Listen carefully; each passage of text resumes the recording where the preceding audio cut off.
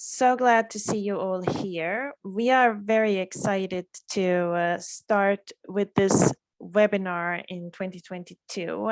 We wish you all a happy new year also, because this is the first time that we meet in this new year. Today we're going to present some education material for secondary school.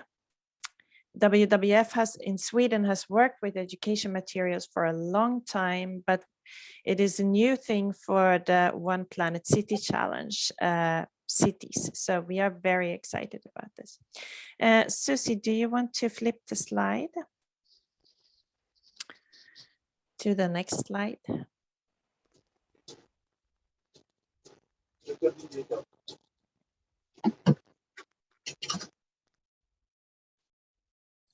Sorry, it doesn't work. I don't know why. No. Okay, good. So Susie will start to present Influence the Future in a minute. I just wanted to give you all some news from the One Planet City Challenge, as you are all participants in this webinar series has been created exclusively for you. In the team, we are quite busy right now. The CDP platform has closed, and we thank you for making amendments to your climate reporting in the autumn. We have seen quite some improvements in your reporting, and that is excellent. We are due to send out final feedback reports in the beginning of February. So stay tuned for that. You can click up all if you want to, Susie, the text. Oh.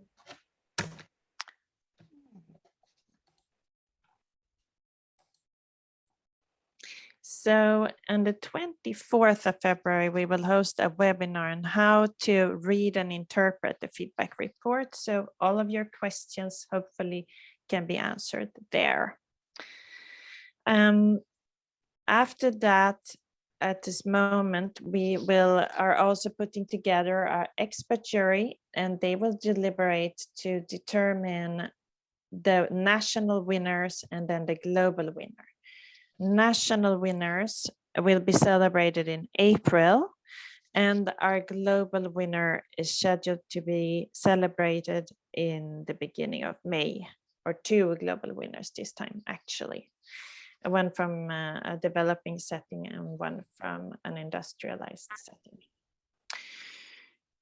And so that's it from my side. And without further ado, I would like to hand over to Susie, who heads our education team. Thank you so much. Oh, sorry. Still early in the morning in Sweden, so I haven't talked so much yet. Well, good morning and good afternoon, everyone, and welcome to this webinar on youth and sustainable urban development. I'll try to speak slowly so everyone can follow me. My name is Susie Broquist Lundegård, and I work as a senior advisor and a project coordinator for education for sustainable development. Sweden, in WWF-Sweden.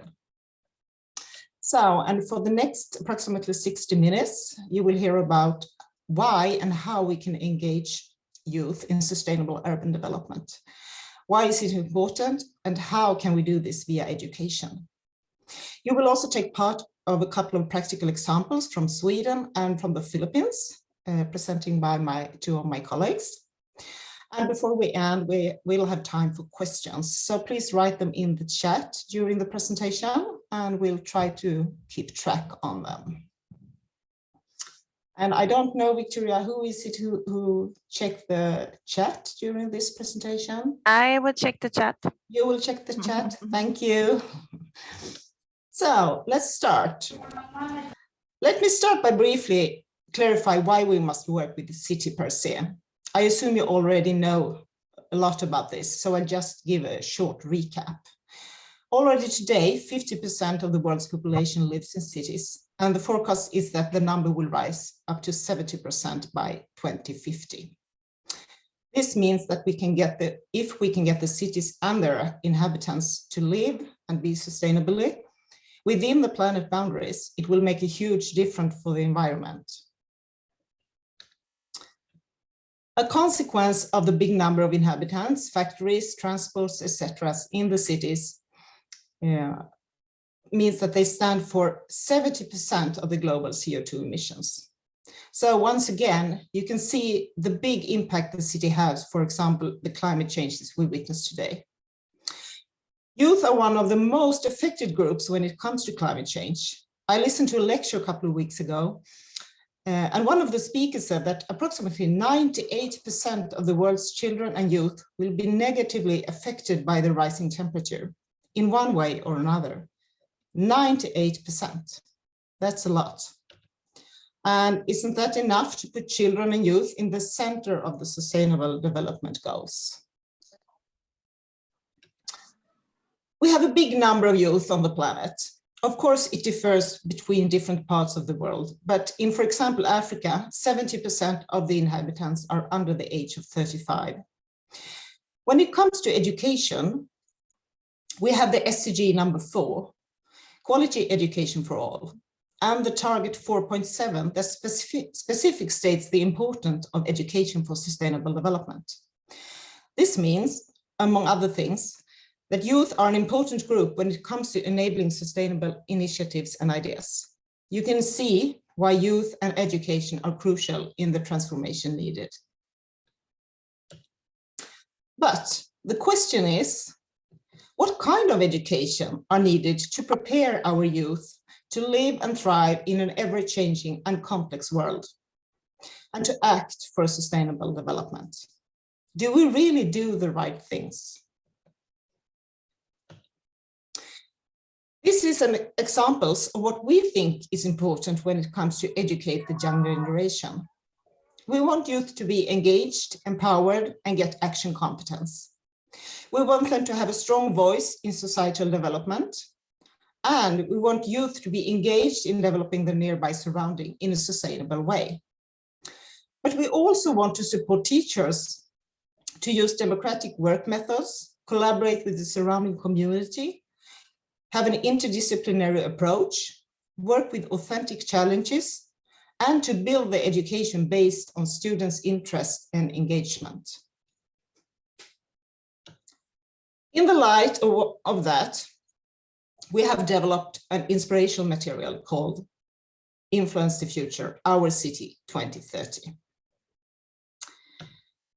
The material is soon available for free on our website, and it comes in 4 languages: Spanish, Arabic, English, and Swedish. And we will also share the links after this meeting for the Spanish, English, and Swedish, if you want material. The Arabic one is not yet finalized, but it will be very soon.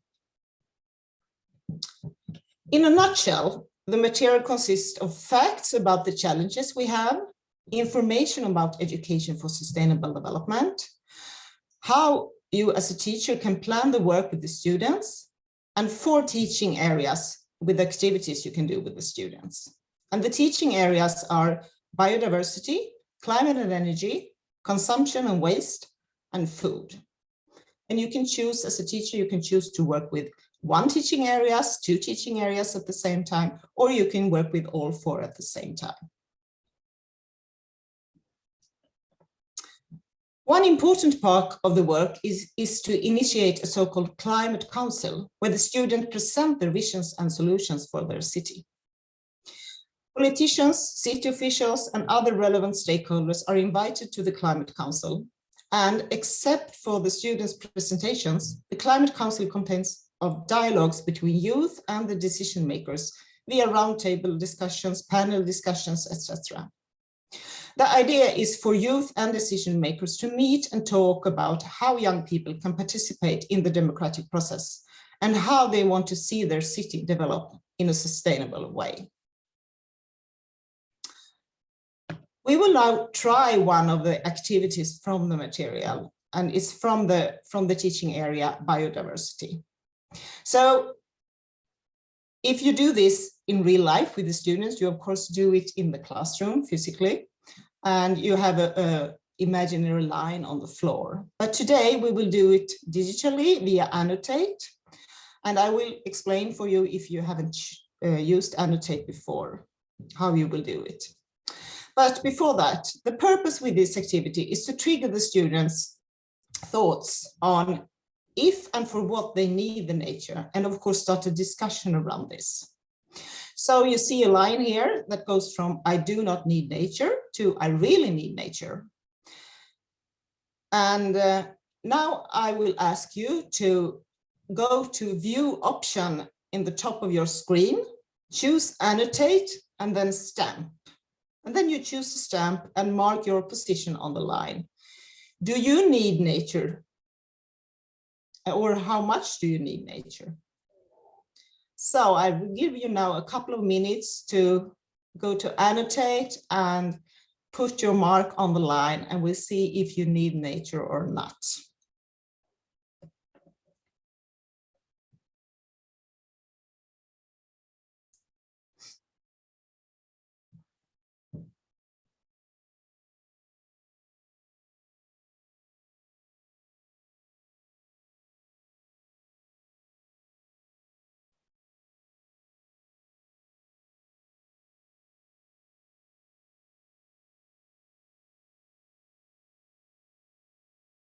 Well, I can see that most of you put your mark on the right-hand side, that you really need nature. And that was what I suppose. It was an expected outcome of this activity when I do it with you. But I can tell you that students will probably take a different stand, depending on the age of the students, of course. And this is a very good activity to start a discussion with the students. Why do we need nature? And for what do we need nature in our everyday life? For example, if you live in the middle of a city and you may have a long way to go if you want to really go to the forest or something like that, maybe you don't think as a young person that you need the nature. And then this activity can really start a discussion about the importance of nature in our everyday life. And of course, when you do this with the students, there are no rights or wrong. And the students can also move or change their stance when they hear from their friends and during the discussions. And when you do an activity like this, it's really important that you tell the students that there are no rights or wrongs. You can take a stand you think at first, and then you discuss. So it's just to start, begin the discussion and let the students start to think about the importance of nature. And it's often get very good discussions. Now I have to clear this, otherwise all the hearts will follow to the next slide. So I will just clear all drawings. Thank you for participating in this activity. So let's see if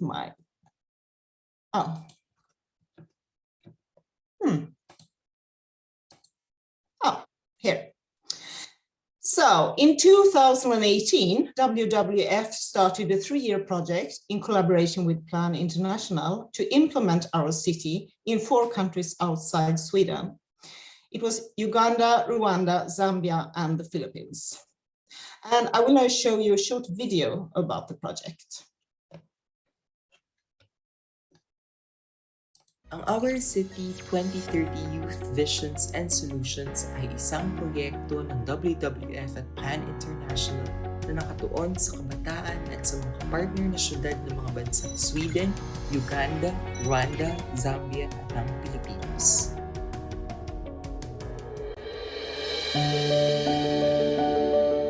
Today, half of the world's population lives in cities, a figure that is expected to rise to 70% in the coming decades. Sadly, this pace of rapid development has a negative impact on the environment. Shinga rero icyo ugamije ni ugukangurira abaturage ariko cyane cyane binyuze mu rubyiruko bakagira uruhare.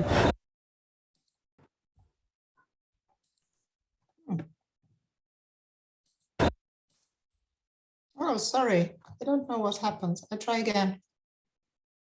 Ang Our City 2030 Youth Vision Today, half of the world's population lives in cities, a figure that is expected to rise to 70% in the coming decades. Sadly, this pace of rapid development has a negative impact on the environment. Shinga rero icyo ugamije ni ugukangurira abaturage ariko cyane cyane binyuze mu rubyiruko bakagira uruhare mu kuzamura imyumvire ku bijyanye no kubungabunga ibidukikije hagamijwe kurinda ko iyo myuka ihumanya cyangwa se ibindi byose byakwangiza ikirere bigatuma bwa bushyuhe bukomeza kuzamuka bigabanywa.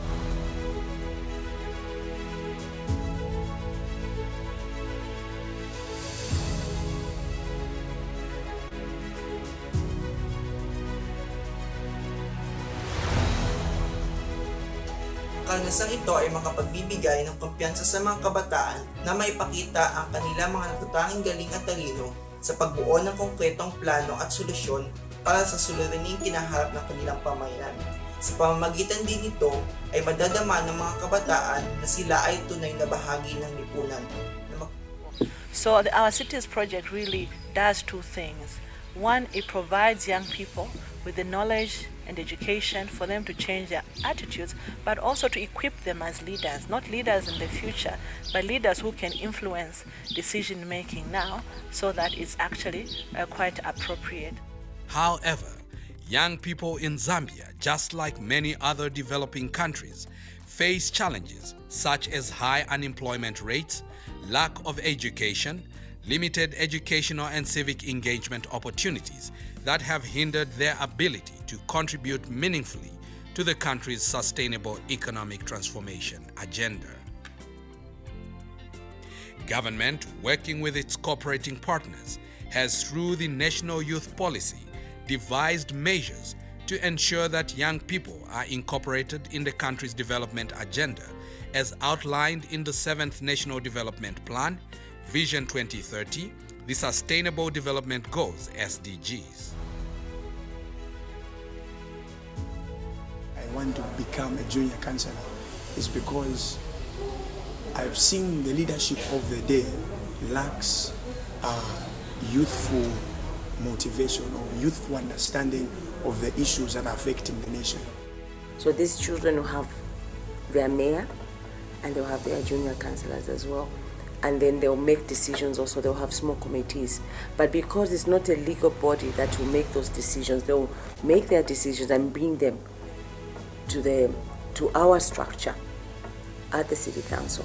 And every time we have these committee meetings, we will have to carry their decisions, marry them to our decisions in readiness for the full council. Ntabwo uzavuga ati ibyo maze iminsi mpugurirwa cyangwa se biriya biti twateye n'ibintu byose twakoze ngiye kugenda mbyicara zatangiye nembwira abo mu rugo ndetse n'abandi kurya bya bintu tuzabisesekaza mu gihugu hose kurya tuzagira nyine aho tuva naho tugera mu bidukikije. And I would like to ask WWF and Plan International to continue what they're on so that even in secondary schools in Uganda, there should be clubs to encourage our fellow students in promoting a good litter-free environment. I want to become a junior council member because I want the voices of young people such as myself to be heard to the government. We need a healthy environment in our country as Lusaka and as Zambians. So we have to enable the youths ourselves participate in making the nation clean and green.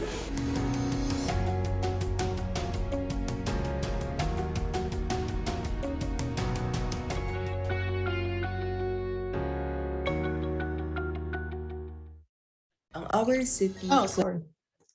So, and if you want to know more about this project, you can go to panda.com and you can read more. And there you will also find more videos from each and every country who participated in the project. And you also find inspirational material for both youth and teachers. And they're also free of charge. So just to download them from there. So now it's time for my colleagues from the Philippines and Sweden to tell you about their experiences working with our City 2030. And I will start by inviting my colleague Debby from WWF-Philippines. Please, Debby.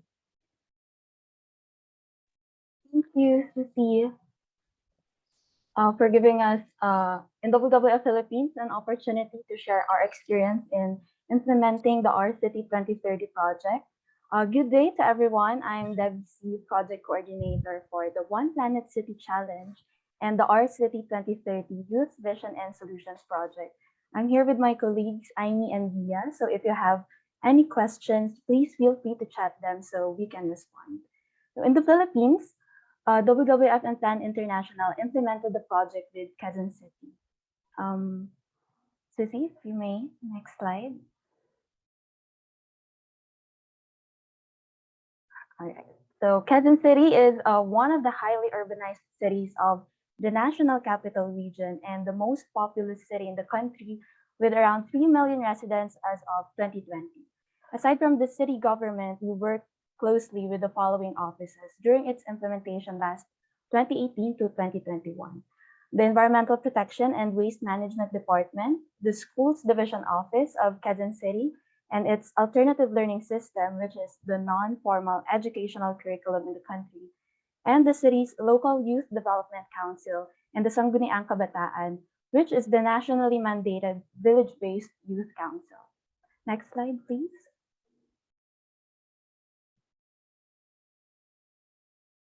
Since this was the pilot implementation in the country, we worked first with 3 different public high schools in terms of population and vicinity in the city. These 3 were chosen based on a set of criteria agreed upon by WWF, Plan, and the city government. Next slide. So in the course of 3 years, we have conducted numerous activities for the youth to enable them in contributing to their city become climate smart and resilient, and also for the city to have their roadmap towards the 1.5-degree target guided by the vision and solutions of the youth. Next. This project also supported the integration of Education for Sustainable Development, or ESD, to the educational curriculum in the Philippines, as it has not yet officially integrated ESD in its curriculum. Moreover, the outcomes of the project were also achieved through utilizing the approaches and characteristics of ESD. Another important lens of this project is how it focuses on the capabilities and potential of the youth as the next generation of leaders of their own city. So to share with you all some testimonies from some of our youth participants, the next slide is a short excerpt from our project video documentation, which you can fully watch at our website.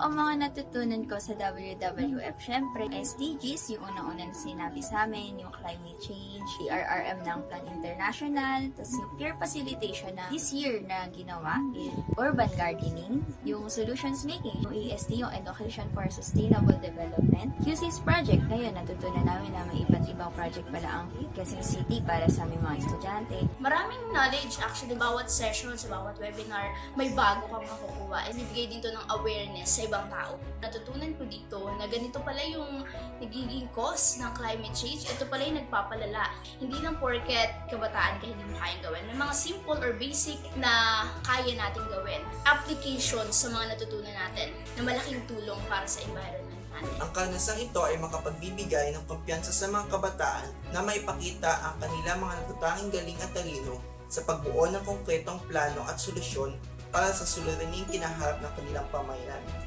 Sa pamamagitan din nito ay madadama ng mga kabataan na sila ay tunay na bahagi ng lipunan na magtutulak sa kanila upang kumilos at gumawa ng mga makabuluhang hakbang para sa mas magandang kinabukasan na tinatamasa.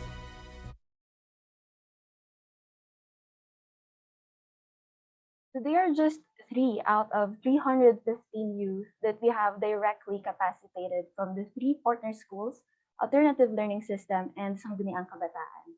These capacity building activities were important as they created their vision for the Quezon City that they want by 2030. Next slide, please.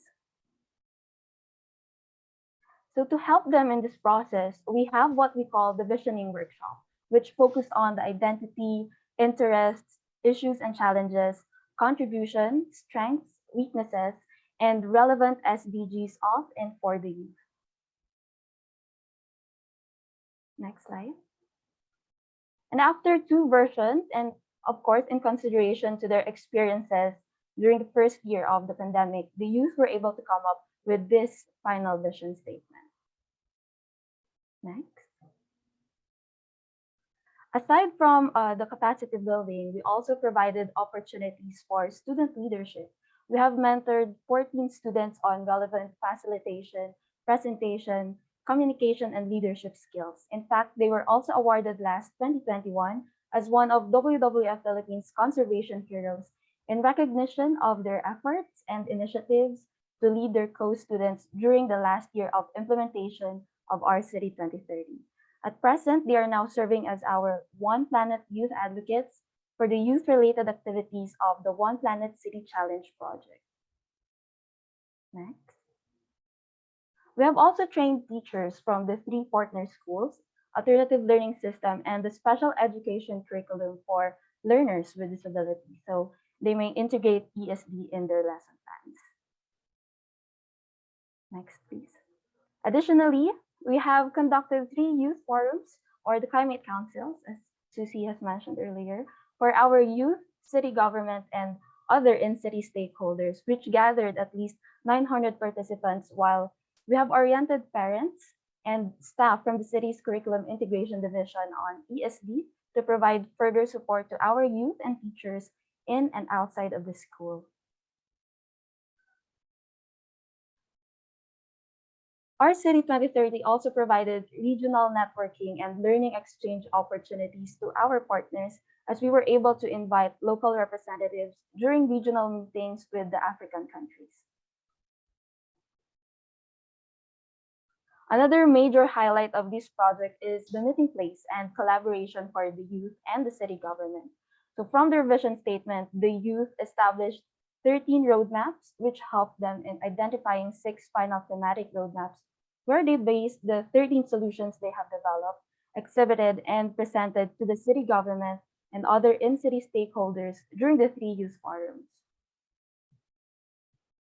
So the next slide are just some photos of these roadmaps and solutions.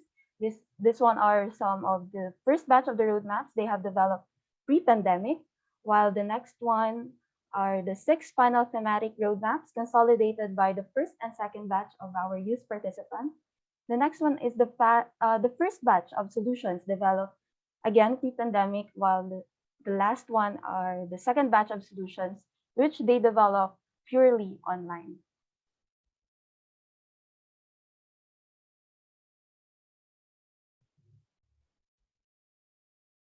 Lastly, the city government, through the local Youth Development Council and Sangguniang Kabataan, showed their support to this vision and solutions by including them in their plans and programs. Before the project ended, a memorandum of understanding with the Quezon City government and the City Schools Division Office was developed for further collaboration and support in other youth engagement programs of the city. And as I'm nearing the end of our sharing, here's another testimonial from the Quezon City government regarding their experience with our City 2030. We are really grateful to have been selected as one of the beneficiaries of the project, as we endeavor to continuously educate our citizens, especially our youth, on sustainable development, climate change, and the protection of the environment in general. This unique vision provides the city with a clearer understanding on what the youth wants, and as city officials, it is our obligation to listen and make this vision a reality. Overall, these youth-centric initiatives were a huge success. We are really grateful to have been selected as in bridging our youth to our city leaders, especially with our time left in achieving the 1.5-degree target. We hope that other cities will also have the chance to experience this, or if not, take inspiration from the learnings and strategies of the Our City 2030 project as they plan for their city's future. Thank you very much for your attention, or in Filipino, maraming salamat. Thank you so much, Debbie, for presenting your work in the Philippines. It's really amazing. Over 900 youth have been inspired and built action competence. It's so great to see. So the next presenter is Mikael Stenberg, or Mikael in English, maybe. He's from the city Västerås in Sweden, and they have worked with our City 2030 for many years. So I give the word over to you, Mikael. Thank you. Yeah, we have worked with Influence the Future, our city, since 2014. Not every year, but most of the years we have done that. Yeah. So Västerås is situated, I would say, in the southern central part of Sweden. It's bordering a big lake called Mälaren. And you see the light color here is the municipality of Västerås. So it has a population of about 155,000 inhabitants. Most of them live within the city limits. And that makes Västerås the 7th largest city in Sweden. It fluctuates a little, but at present it's the 7th largest in Sweden. Yeah. These are just some views from, you can see the small boats there. That's where the lake is. And under there, you can see the lake in wintertime as it's ice covered. And then you have some street from the city center, street pictures. So that just gives an image of how it looks. Outside Västerås, we have a nature school, Naturskola in Swedish, called Askeviken. It's a wetland area. You can see the house there to the left, and you can see the area, the wetland area. So it is situated just about 8 kilometers from the city center. In the far background, you can actually see Västerås city. So it's not very far from where we are situated. And we have a little exhibition place within the house, but mostly we are outside. And nature school is actually a school with no students at all. Anyway, we are receiving students from the schools of Västerås. So they come from all ages. We have those who are 5, 6 years old, up to those who are 18, 19 years old. So we have the whole spectrum of students coming to visit us. So we are a resource for the schools in Västerås. And we are the ones who are also in charge of this local, our city concept here. So some statistics from the years. That's 2014, we had 4 schools with 110 students. And then we didn't have for a couple of years. There was actually a request from the politicians that they wanted it again. So we gathered another 4 schools with 90 students. And the next year, 3 schools with 50 students. There were quite few that year. And 2019, 2 schools, 75 students. And then we had 21 3 schools with 60 students, and that had to be a digital one because of the COVID. We couldn't gather so many people. And this year we have 5 schools that we will do. We haven't started it yet. And that's about 180, 190 students. That's more than we ever had before. So yeah, it's going on. And interesting to see is that it's not the same schools that come for this project, but we had 11 participating schools, of which two schools have been there for 3 years. But other than that, it's quite a mixture of schools. So it's those from late primary school, like they are 14, 15 years old, up to what we call gymnasium, secondary school, where they are 16, 17, 18, some are 19 years old. So that's the target group for this. Yeah.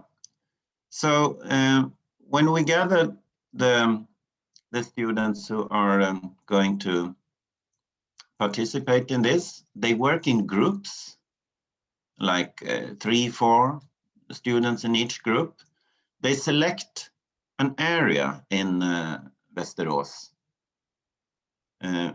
We prefer it to be a physical area so that they don't choose to focus on the whole city, because that is a bit too much to focus on for such a short period. It's only 2 months they're working with it.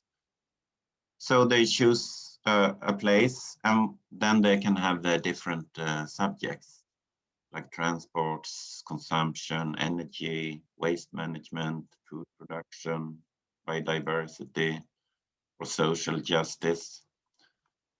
So that's what they want to work on.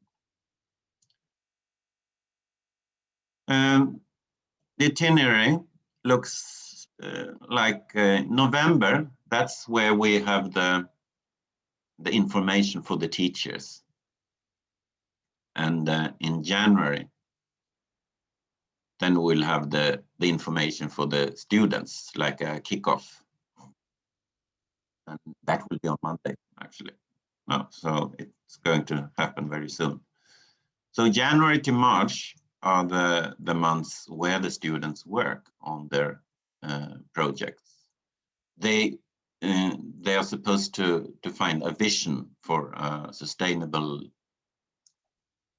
city in the future, 2030. Actually, we have changed it to 2045, because 30 is very near. It's not so much of a future anymore. Anyway, doesn't matter. Mid-March, that's usually when we have the exhibition, the presentation of the ideas and vision. And we invite politicians and officials who work with the city planning, and they could also be from corporations. So we have a mixture of guests coming here to see them. And they are invited separately. So the work plan is that they work from January to March, and they can use the material, WWF's Our City. They should also work on the Sustainable Development Goals.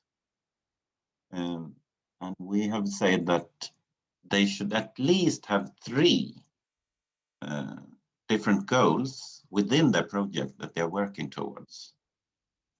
One is quite obvious, the sustainable cities. That will be for everybody. And then they should have 2 others. They can also take part of municipality action plans. They are official, so there are no secrets there. And also support from us from Nature School. And we can also put them, if there are supports that we can't really help, maybe we can put them in contact with someone else who can help them in that. So it's about cooperation with others, other actors in the city, and also with WWF. And the students work on some kind of presentation, and they have a summary of maximum 100 words that would describe their vision, the project idea. And they should also come up with questions and advice to local politicians regarding their own vision. And then some division of labor, who does what within the group. So that's mainly how they will work throughout them.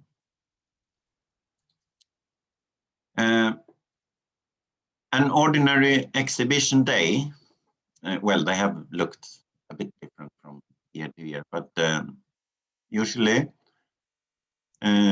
starts in the morning.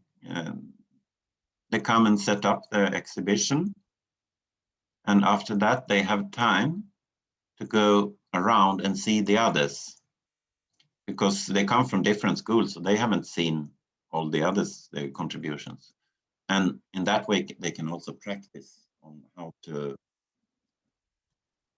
perform their ideas. And then later on, around 12, the visitors are coming. And those are the ones, the politicians, the state officials. So they walk around and meet the students. And so it's like a mingling. And it's also lunch being served during that time. They can also take small pieces of votes for voting the best contribution. And then we gather in a conference hall, and there we have the students' questions and advice. That's when they are given to a panel of different people within the city who will receive those advice and questions and answer them. And then we had something called a roundtable discussions, where all the student groups, they meet with the invited guests and discuss the projects, and also that's part of another voting system. They should agree on which one they think is the best one. And in each table discussion, there is no one who is discussing their own vision. It's only discussing others. And then we have a little pause and a break, and then a summary, the discussions and voting. And that's pretty much an exhibition day. However, it was not looking like this last year because of the COVID situation, and it won't look like this year either. And so we did, instead of the mingling, where they come and see the exhibitions, each group could do a presentation digitally.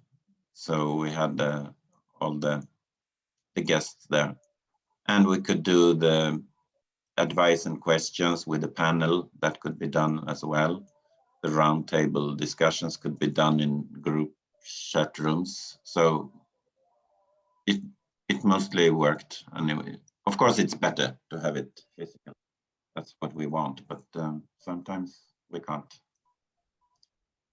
Yeah.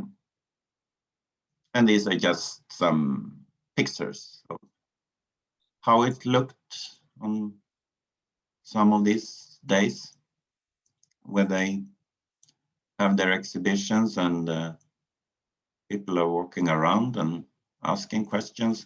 And I think this is maybe the best, most important part. It's the actual meeting between the students and the politicians, which they don't get a chance to do much otherwise.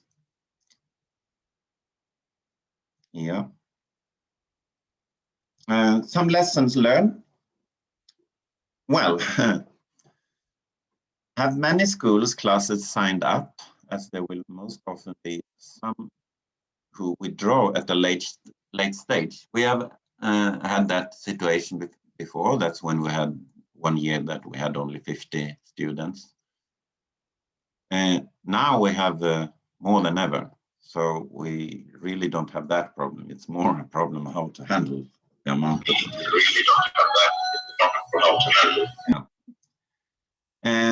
and then over the years, we have been focused more on certain areas as a limited geographical space to avoid having projects that visions that is about the whole city, because it's difficult for them to do in such a short time. And when we have the exhibition, we mix the groups from different schools. So it's not that school is standing there in a line and that school is standing there. So they're all mixed up. And we also have less lectures and more time for questions and advice. The first years we actually had lectures within this, but we lately skipped them to have more times for the students' own questions and advice to the panel. And then we implemented the idea of at least 3 sustainable development goals in the project. And afterwards, try to find the most relevant receivers for each student project idea. Like if they work with something about waste management, yeah, we go to those who work with waste management, and they can give a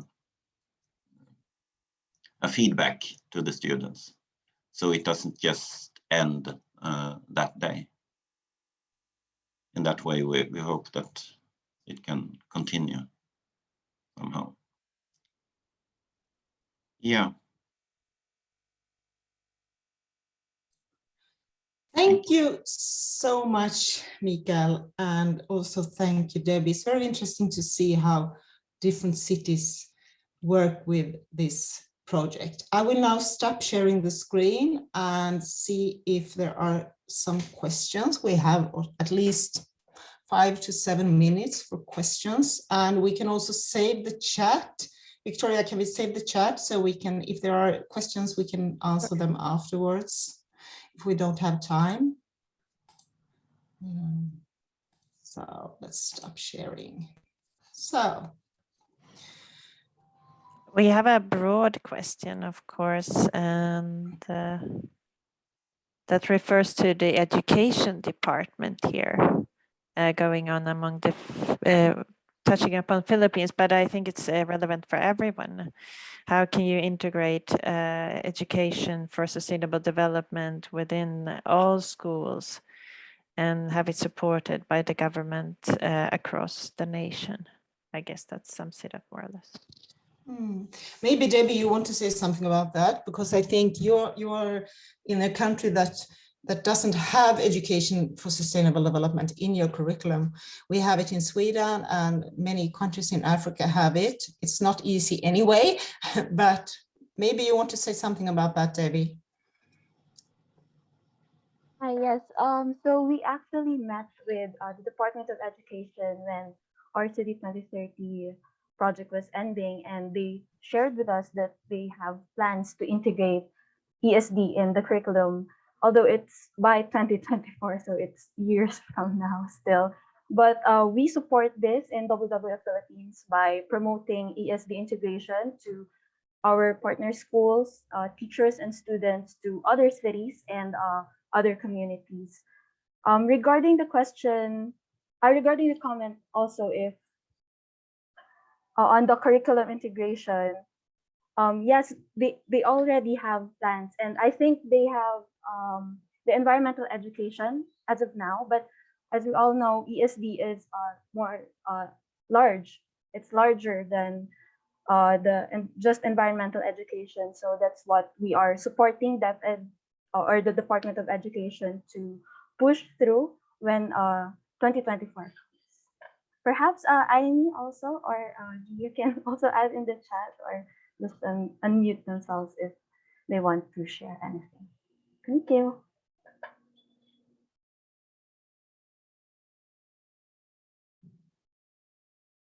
Does Amy or Gia? Yeah, please, Amy. Yes, hi, good afternoon.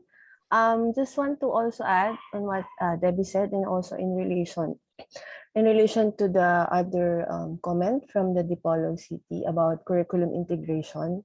And as we all know, in the Philippines, we are more on the disaster risk management and also the effects of climate change. Hence, the currently what we have under the environmental education curriculum, or the mandated curriculum of our Department of Education, only focused on disaster risk management and climate change, which is being discussed under, or often discussed under, the subject of science. So what we wanted for ESD is for the issues, environmental issues including the sustainable development, to be also discussed on other subjects like math or English. So with this, we support what the Department of Education is planning to push through, but we, like what Debbie said, we will wait until 2024 for this to fully start.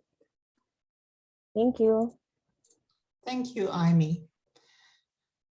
So, Victoria, do we have any more questions? Not at the present moment. So I saw that you asked that we would share the videos, and you will get the presentation, and you find all the videos on panda.com, and you have the address in the presentation. So there you find all the videos. It's just to download them. So, and I can just add to the discussion of ESD in the curriculum from the Swedish perspective, that we have ESD in our curriculum, but it's not easy anyway, because it's an overall, it's not an own subject, and we don't want it to be, because we want it to be integrated in all subjects, because it's so broad. But that's also make it different sometimes, because the teacher doesn't know how to deal with it. So when the environmental department in Sweden have asked the teacher what they need to integrate ESD in their lectures, they say, we want more education on what ESD is and how I can integrate it in other subjects than just science, because natural science, it's more or less given, but in other subjects it can be trickier for them. So it's not an easy task, but we work on it.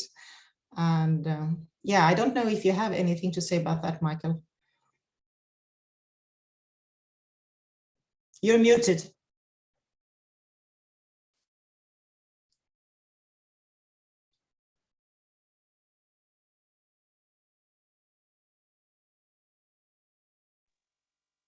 Oh, there.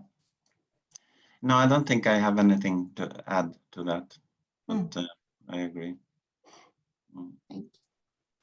Susie, maybe before we end, this is a new topic for the One Planet City Challenge crowd, and so for some of them, I'm sure, although I'm sure you're already working with it, but still, from our side, could people contact you if they have any questions on the material? Absolutely, I can write my email address in the chat, so everyone has it. You are most welcome to get in touch with me if you have any questions, or you want more information, or you just want an address or something like that. So feel free to just get in contact with me. And of course, you can also contact your local and national WWF office.